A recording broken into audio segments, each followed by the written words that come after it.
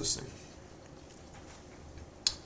All right, what up, everybody? Welcome to the business partner meeting. Thank you so much for your time. I love you guys, and thank you for joining. We've got Dustin on. You can't see him, but he is on. And then we've got Brandon and my sweet mother, Carrie, and myself. All right, we don't really have a huge agenda, like I said, and I'm just going to start typing some stuff here. So there's a couple things that I want to talk about. The first one being the property that we have in Missouri is going very swimmingly. There hasn't been very many calls. For whatever reason, it does get power outages like once a month, so I don't know what's up with that, but that's just maybe the power grid there. But nothing that's like huge, major, like nothing. You know, knock on wood, hopefully everything keeps going swimmingly.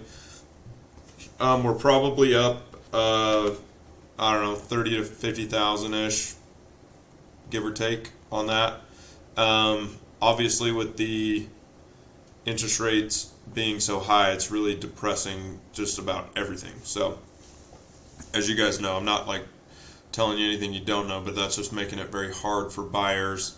So if we ever did want to flip that property or, you know, take the capital out of it or whatever, right now, to do a sell is super difficult, and we probably would only walk away with maybe 30 or 40,000 extra on top of what we put into it. And so right now it's a great rental. It's on autopilot right now. The thing that I want to bring up with that though is I went to the ADPI lending side. Brandon, you know all about that. The whatever they call it, Amnet, I think. And Amnet has a Missouri section, and I was chatting with Brad about what it looks like to get not a second mortgage, but a first mortgage on that, and peel some of that money out there to buy the new property in Florida or the next property. But it is proving to be more difficult than anticipated about leveraging that piece of property, since the company has it in its own name, which I figured would have been better, but is proving to be difficult anyways. And if it comes down to it to actually pull the trigger on it, it'll most likely be me and my mom signing our personal signatures to it, which I don't mind doing. But that's just what's on the docket, right? I just wanted to get it out there that about 2.5 or 3 weeks ago, I filled out one of Brad's applications to try to talk about what it actually looks like to leverage that property. So that's on the board. I haven't heard anything back from Brad in a while, so I've got to follow up with him. He probably didn't think it was realistic for us to actually start doing that, and maybe he's not putting enough effort into that, or maybe his assistant dropped us and nobody knows where our file's at. I'm not sure. So that's on the agenda sometime, right? I want to make sure that we have access to the dry powder that's in there and ready to go in case we find something that's juicy. As you guys know, on the chat channel, maybe 2 weeks ago, I found a really juicy, nice condo, and I put it up on the snapshot from Rescover, but then nobody said anything about it. So I don't know where we're at on trying to buy something in Florida, or if it's just, hey, let's hold off, which is okay. I just need to know so that I'll stop worrying about it. What are your guys' thoughts about that? I'm gonna jump on that one real quick. So I hear you. I definitely saw you post that. You know, looks good. The only question being, if anything, the way I would need to see it is the entire listing, right? I would need a lot more detail in order to be able to underwrite it appropriately. And so if you could like do that, say, hey, let's take a look at this one, and then possibly post a link for the actual listing. And if it's Rob who's down there, correct? Yeah, 100%. Yeah. Is there any chance that we can get him onto the team in the sense of, hey Rob, this one looks good. Let's see if he can do just a quick market analysis in the sense of, hey, here's the listing, here's the, general area and rents in the area, because that's one of the big things. Because when I see this, I guess if anything, TJ, help me understand the rental rate. Um, where Let's does it see. get that data? That I have no idea. Because yeah, because the rental rate, that's going to be one of the most key data points, right? Right. Um, so yeah, that would just be my thought, is if maybe if you find a property that, hey, this actually looks pretty good, let's get with Rob and say, hey Rob, let's get a couple more points of information, and then I can run it through my deal analyzer, my underwriting tool, Sure. and we can kind of go from there. Okay. Um, I love that idea, and we can totally let Rob work for us like a normal realtor. We don't have to do any like partnerships or anything like that. But that one's gone. So on the Mhm. next one, if I post up something that's like full green bubbles, like, oh hey, let's pull the trigger, like let's get some, something in there. Um, but if I post it and it's dead quiet, I probably won't do anything about it. So if you're like, ooh, that's nice, let's run some numbers, then I just want to get some buy-in from everyone. Um, so just if you see it next time, then let me know. Because he drips a campaign into my email with condos that are fully furnished under 400,000, and it populates maybe, I don't know, one or two, maybe three a week, something like that. Nice, nice. Okay. So that being the other question, I know we had talked about it, maybe not the last call, but in the last one or two calls. What's the primary buy box, right? Were we still thinking about the possibility of doing a short-term rental, or are we pretty sure that that's not going to be the best option? Let's go with a long-term rental. I love Uh, short term, yeah. okay, okay. So yeah, that'll drastically, obviously, very drastically different between of how I underwrite it. Yeah. Um, Yeah, okay, I'd say short term for sure. It's got to be under 250, only because we just don't have enough cash or leverage to do anything bigger than 250 unless somebody brings more to the table, which I'm not opposed to that, but somebody would have to want to take the ride with another 50 to 60, maybe 100 grand. Um, and maybe people won't do that. So, that's up got to it. all the people in this room and whoever watches this in the future. But now saying that, um, the possibility of buying something in that like 200 to 250 range is very viable as long as we can leverage a first mortgage from the Missouri property at around 120 to 140. Yeah, maybe a little higher. It's probably got to be 160, um, just so that the cash flow doesn't go to absolute zero. That would probably be Mhm. pretty dang close, which I don't mind because I think that we're playing the long game anyways. Um, but the pulling that money out of there and using the cash that's in the cash account would probably get us to running on a skeleton model and have to peel back marketing and all sorts of stuff, which is not bad. Like right now, the marketing I think is a struggling feature just because it seems like a lot of people are chucking marketing money out there and we're not getting the same kind of traffic that we were, Mhm. or the algorithm is not feeding our marketing the same way that it used to be. So at the end of last month, I actually peeled all of that back, shifted it to the Facebook side from some of the stuff that my mom and I have been learning from this guy named Steve Black that runs like social media stuff, and he's like a guru on that stuff. Anyway, he showed us some tools that should have worked in pretty much every market, except for they didn't really work in our market to get leads. And so I've peeled a lot of that back, just sitting on the money, so that we don't burn $1,200 to $1,500 a month in marketing that's not going anywhere. And so we've kind of slowed that process. However, saying that, it's not like we are losing out on opportunity. We're just making sure that when we can actually go back to that, it will be beneficial. and keeping some money in the cash account for the short-term rental purchase. Let's see. So, in my opinion, we've got a couple of ducks to really kind of line up, and those ducks are the Missouri property cash and getting a mortgage off of that thing and making sure that we don't burn the entire cash flow. And that really might take the next lease initiation on that, right? It might need the next lease might need to go $200 to $300 more a month, and then we can get the refi, or cash out refi or whatever, to actually pull the trigger. So it could be next year, June or whatever, right? I don't know the cycle when we're getting new leases on that, but I just wanted to make sure that everybody kind of knew.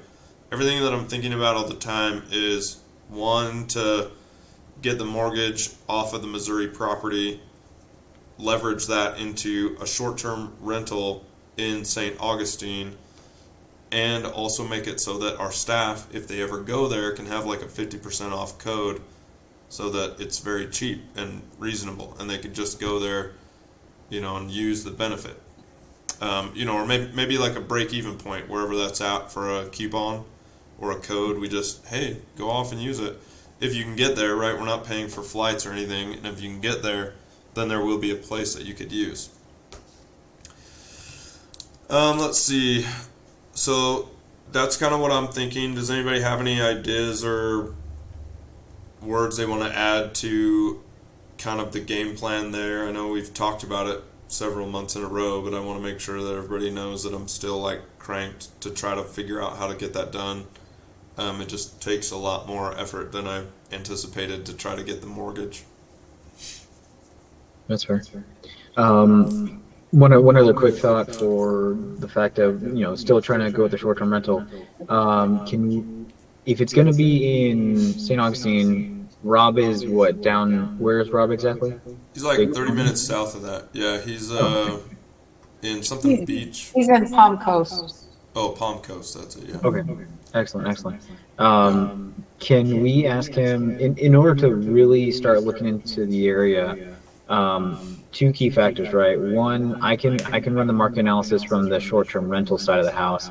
What's really going to be key to that are the expenses, in the sense of, would he be okay being our property manager, or would he at least be able to do some market analysis on property managers in the area? Because general rule of thumb is 30% of gross revenue, gross income, goes to the property manager, right? So that's a huge hit. If we're able to get that down to 10 or 15%, it can definitely be doable. But usually a 30% hit, especially on the East Coast on that side, might just decimate all profits, right? Yeah, true. So yes, that we can have him check out some stuff.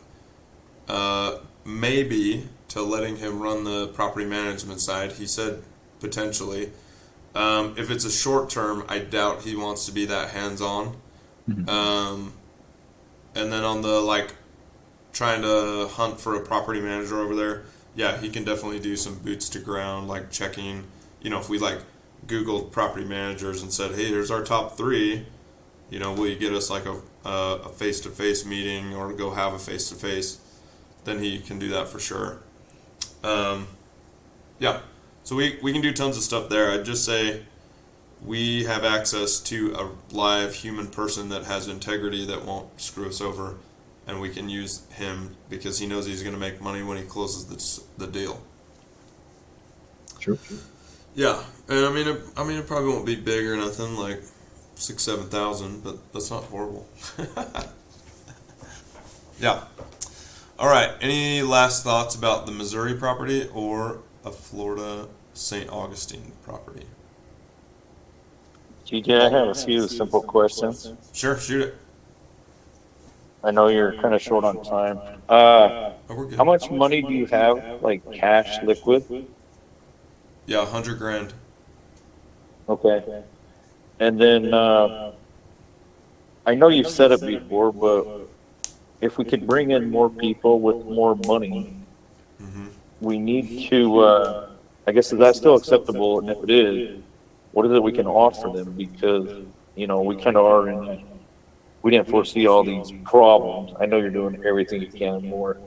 Hmm. So, Um, what could we offer them? And then the third thing is whatever you sent over, or whatever. Maybe I don't have it, which is fine. The picture. yeah, I don't think I have that hooked up or whatever, but you know gotcha. where I stand. You have my Right. blessing, so All you got right, to go. sweet.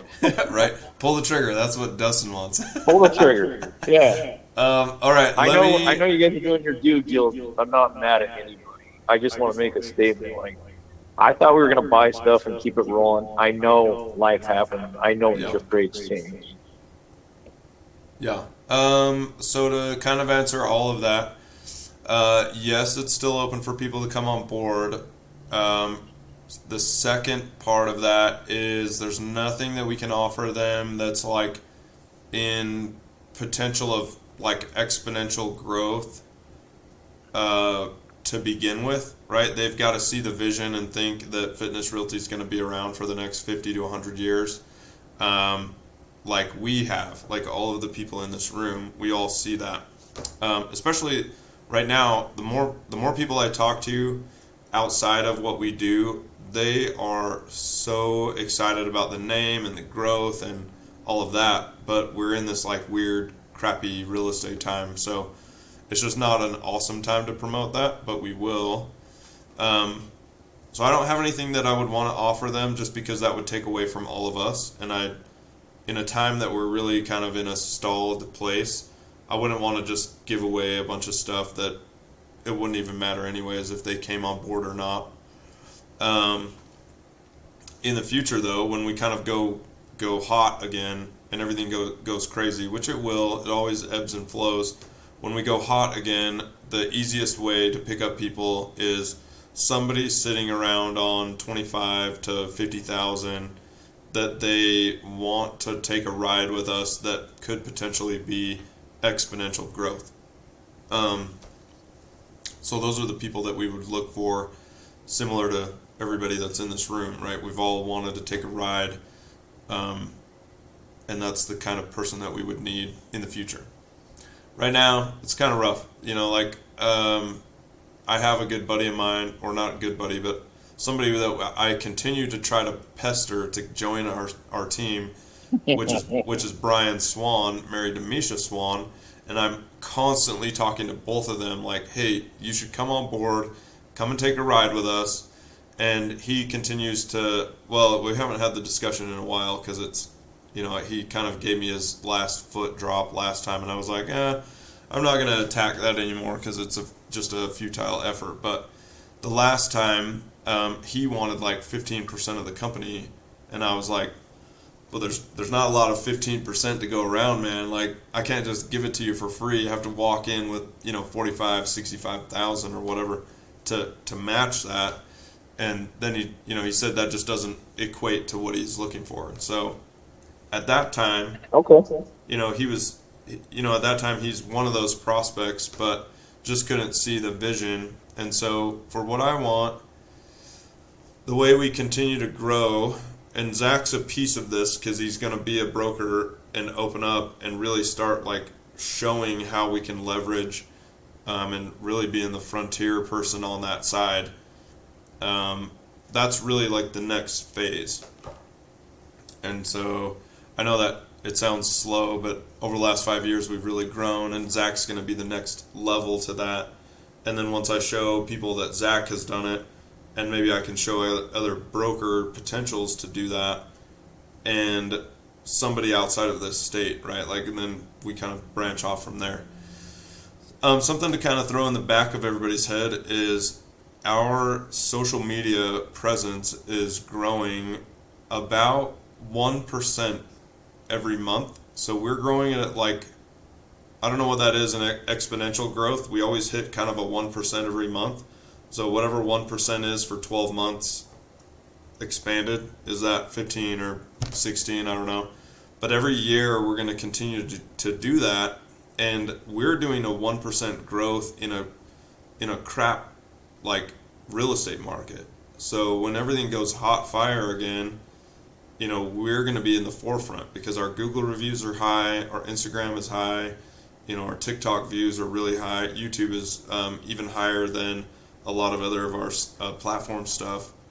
And so we'll just capitalize on that. And I think that's how we get in front of the people that you're talking about, Dustin.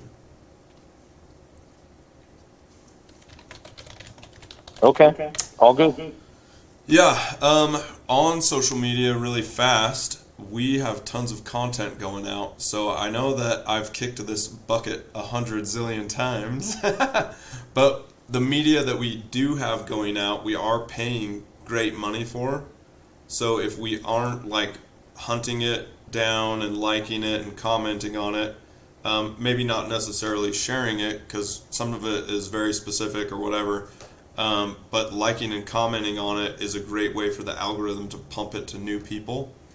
And you don't have to do it every day, right? Like the guy I was talking about, Steve Black, he says, just set your schedule for 15 to 30 minutes where you go on and like and comment on people's stuff that you like, that you actually like and you want to go, have conversations with.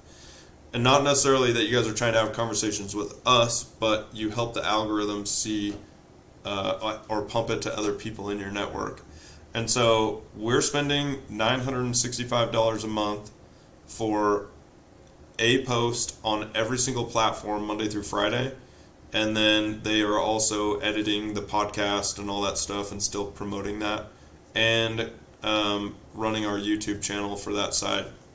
So for $965, the people in this room should be highly invested in picking their favorite platform and like hammering it down every single day or 3 times a week or whatever, just so that we can utilize the funds that we're actually doing. What are your guys' thoughts about that, or do you have any questions about how to do that?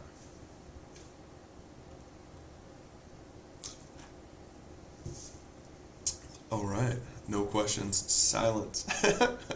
I think mostly we just need to do it, it's like what you said, just take a second every day and look for it and then do what you need to. Yeah, for sure. And I like something that Zach always brings up is that sometimes it's a post that is very not centric to what you have going on in life, but we do try to make broad posts that should be for every human being, and that should help us like pick the one that we want to promote and really promote that, and run it on Reels or just share it or whatever. I just know that the people in this room could really help us grow that 1% every month. Maybe it would be 2, and then we can really kind of leverage that and become the behemoth that we want to talk about. When we get to the point of actually closing on the Florida property and making content that showcases that, I think that will be some really good, strong bread and butter. But right now we're not close to that, so we'll get there though. All right, I want to show you guys the Fitness Realty page or the Google business side. So we have a 4.9 star rating, which is phenomenal. 159 Google reviews, which is incredible for a real estate company. There are very few real estate companies that have more than that aren't ridiculously huge. There's 1,400-ish companies in just the Wasatch Front, and we have way more presence online than they ever think that they will. For people that are, maybe like quarter of the way up on the list down, we're like crushing it. And even some of the people that are up here in the upper side, we're crushing it on presence even more than they are, right? And so I just wanted to show you guys this because this is the hard work that everybody pumps in, day out from our staff. And all the good that everybody does and the ones that close and get a review on here, this is what's going to propel the company into a space that I don't think any of us in this room can think of in a time frame that I think will be faster than what we actually think too. Any questions about just Google, the site, or whatever? You guys can check it out too if you want, just on your free time. And if you ever want, like I have all the stats and stuff like that, I can show you anytime. Okay, up next is my mom and I were cruising around at Classic Skating tonight and having a great time. And we talked about an end of the summer barbecue like we've had in the past. We typically have it sometime in September. We've done like a taco night a few times. We did a big party at my house once, and that was crazy. My wife won't let that happen again.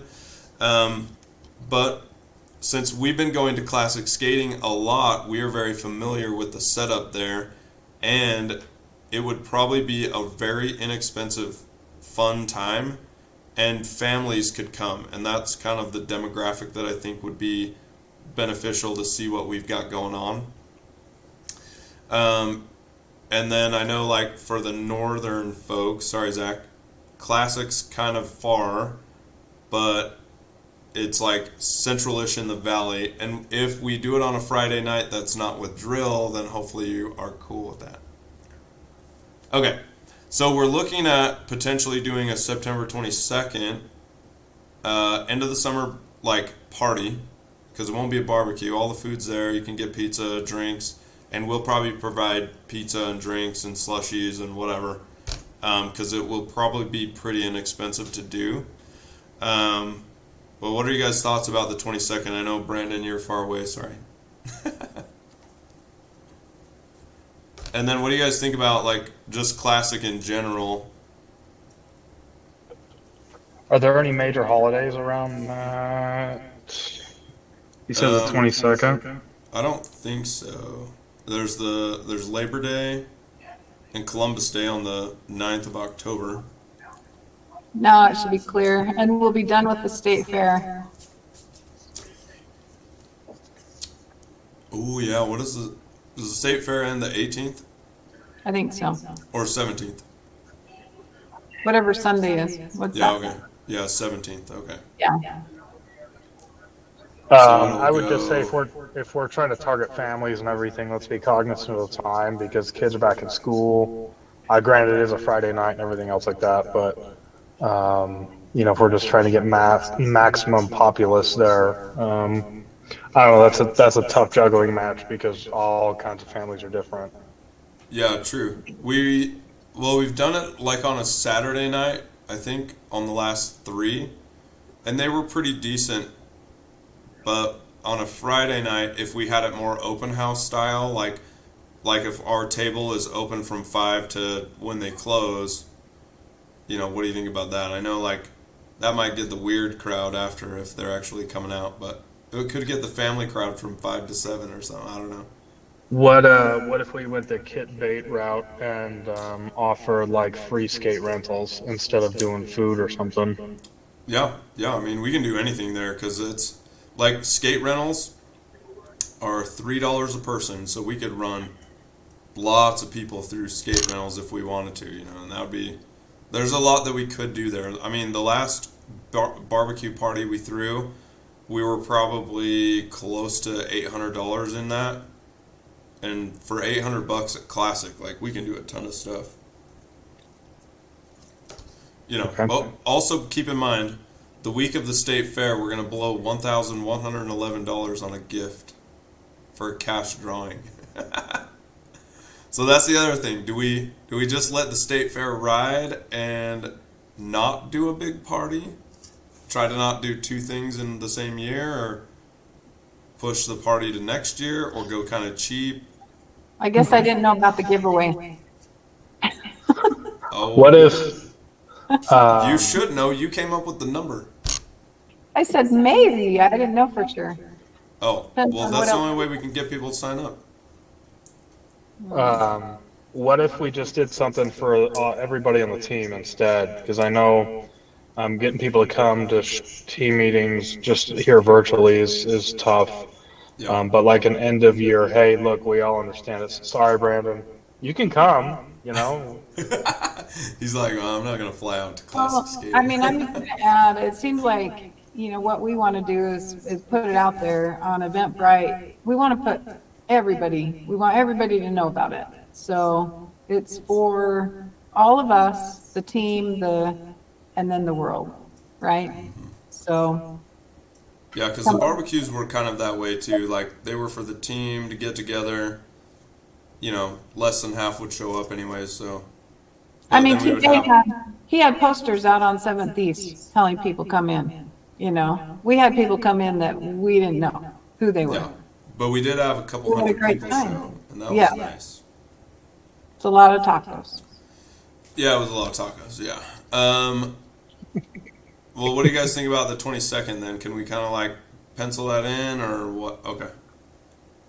Oh, good. My blurry thumb. Okay. I like it. I'm gonna call it Company Shindig. All right. I vote company soiree. That's like a Really? $5 word. How do you spell that? How about company fun? Just fun. Soiree. There. I don't think that's right. Soiree, yep. Whatever, we're gonna know what it means. Okay, we're done with that. Okay, I have access to this Fitness Realty growth plan. Let me see if I have it shared. I'm gonna copy this link and I'm gonna put it in the chat channel so you guys can go check it out. You can save it as a favorite or whatever. It is the document that I created in the Goldman Sachs program. It is still a really good plan. We've kind of like veered off of it a little bit, obviously with the market and all that, everything that's happening. But I want you guys to be able to have access to it, and if you see a change that we can really develop or something in the plan that we could say, hey, this could really help the company grow, let me know. So it is a really fun way to look at what we're doing for the company. All right, and then lastly, last time we talked about mission and vision statement, and my mom got these two fancy setups, and so they are in this document. I'll put this in the old chat channel as well, because this document is called the New Agent Pamphlet or Handbook or whatever we call it, and I really want to, like what Zach said, get back to the basics, get back to the roots, because that's really like where we found a lot of magic. And not that we've really steered away from that, but I think with the market, it's really depressing a lot of people. And so if we can get back to really enhancing people's lives, and that's our value proposition, instead of just helping them buy and sell homes, then I think we would really benefit from that.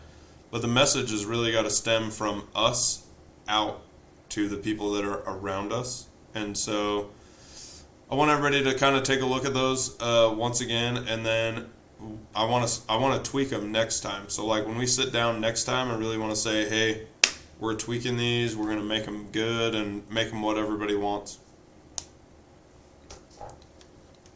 Now we have homework. Yeah, buddy. Yeah.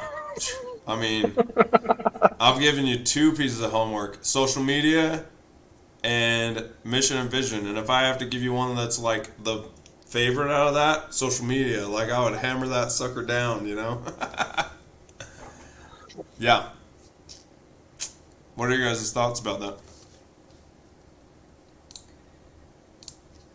Yeah, I think it's more than doable to get. Oh, sorry, Brandon. No, you're good. Go for it, man. I was just gonna say I think it's more than doable to get in there and do a little metaphorical homework with the mission and vision statement and chop it up next time and really make it feel like it's from everybody. Yeah. Yeah, I love that. Yeah. Okay, any last reattacks?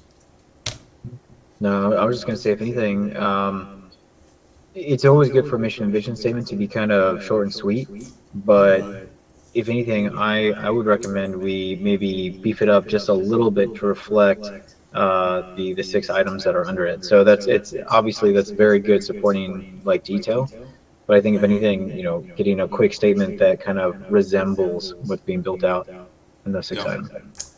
No, I totally agree with you. I think that tweaking it to be more concise for sure, that would be beneficial, obviously. And then I would love a short version that is next to the long version so I can remember what it is. Because I swear, I have so many times where I'm like, oh yeah, we have a mission and vision statement. I have no idea what they are, but they're rocking and rolling. I want to be more. I want to be able to say, yep, I know what they are, and I can rattle those off like if somebody asks me. Because I can rattle off what we do very effectively and get people like pumped that we're doing it. Especially like today, I'll give you, for instance, I went to lunch with a title lady and somebody else that's in that office. And when I was talking about what we do, they were like, this is the most unique scenario and company that I've ever heard of. And I was like, I know, thank you so much. But also kind of check us out on social media. So I kind of like spun it, and just really went into what we do. And nothing that was a mission or vision statement, I think, would have really detracted but it could have added. And so I want to like really map that out so that I can more effectively tell it to people. And so it starts with us. I got a crazy wild idea that could be help us, right? Once we get the mission and vision statement handled, I've got spare forearm space. We could all go get boy. tattoos, right here. Yeah. And then when you're talking to somebody, you're just like, oh yeah, our mission. Dude, you won't do it. How much? Never mind. That's Let's a stay- challenge. Let's stay focused. That was just a little bit of Yeah. funny. Hey, I went to that tattoo expo and people were getting so much flash art. I was like, ooh, I don't know if you're going to love that in the future, but whatever. Do y'all remember, total sidetrack, do y'all remember the lady that sold her forehead for advertising? She was in Utah. Really? No, I do not remember that. Yeah, she sold her forehead and had something tattooed on her forehead. Wow. We should pay people to have Fitness Realty tattooed on the forehead. I'm down, I think That's- that'd be cool. Yeah, That's that'd quality be- right there. That'd be some serious publicity, man. Like there's nothing but publicity, good or bad, like it's all the same. It's really just publicity. I'm sorry I brought us here. Sorry, everybody. You're good. All right, anything that is on your guys' agenda or any thoughts about where the company's going? Before I give you one side note before we take off. Okay, well, let me give you the side note. So, Zach's not super happy about the way I always hire everybody. However, it does bring us really strong peeps sometimes. And so, one of our brand new agents put together a deal 2 weeks ago that's 1.8 million, and so that should cover marketing probably for 9 months for the company. So that's not bad. We have also hired a bunch of people and paid out a lot of stuff for them. As you guys know, about a year ago or so, we transitioned from me paying for everything personally with all my personal money to letting the company do it. And so I want to give you a really quick snapshot of the sheet that I track everybody's funds on, just so that you guys can see, it's almost like accounts receivable. It's kind of weird to have a real estate company that is all about accounts receivable. So you can see there's almost $14,000 worth of accounts receivable out there. So essentially the account could go up 14 grand with those people paying back, right? Not everybody pays back. We'll have to go to collections on some people, I'm sure. But we have a really strong collections partner now, and that's making things a lot easier. And especially on my personal side, it's already made it a lot easier. So I'm very confident that the company will benefit from still providing that service to a lot of other people that might not have gotten into real estate had we not helped them. Yeah. What are you guys' thoughts other than Zach? Sorry. Just kidding. You can comment. I'm just kidding. I'll just stay muted. We're good. No, it looks good, TJ. It's good. Okay, cool. And then you'll notice some of them are at 39%. I have now found out that you can't have that into a contract, so those will go to 18%.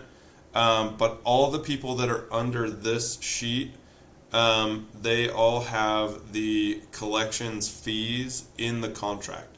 So instead of us losing 40% of the funds that we might not have retained, then we just load an extra 40% in fees and charge it to the person, and then the collections person charges it to them.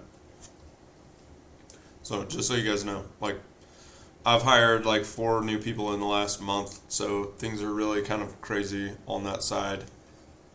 So I just wanted you guys to be able to see that. Yeah, and on that, I guess, really fast, I guess I do nothing really fast. Sorry, I should stop saying that.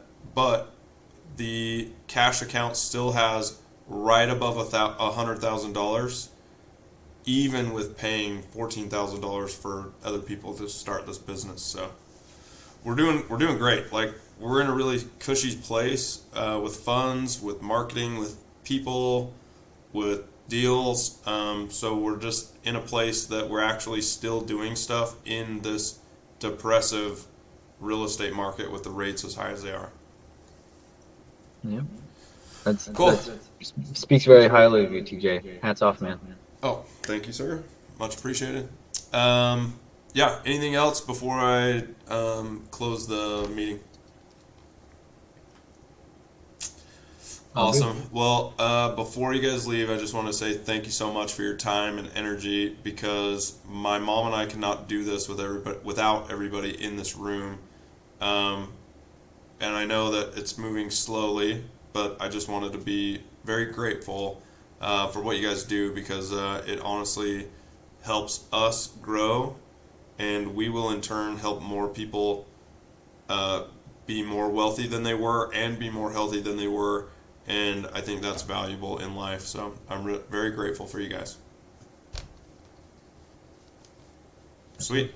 All right. Well, we'll see you guys next month. Make sure you check out social media everywhere. And if you don't see something, tell me, because then we've got a problem. So I need all the feedback that I can get on that.